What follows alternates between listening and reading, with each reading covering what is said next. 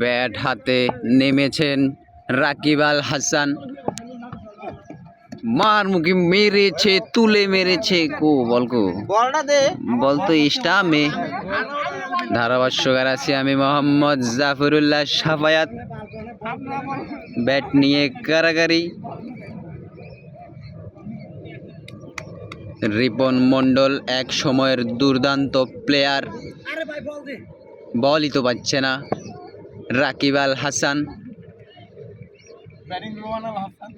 Batting Ruman Al Hasan, সবার নামে আল হাসান। বলে আজিজুল আল হাসান, বল মেরেছেন এবং মাটি কামড়ে চলে গেল শাহিনের কাছে। শাহিন এখন বল করবে, তুলে মেরেছেন ইয়ার রুমান এবং আউট। আউট না?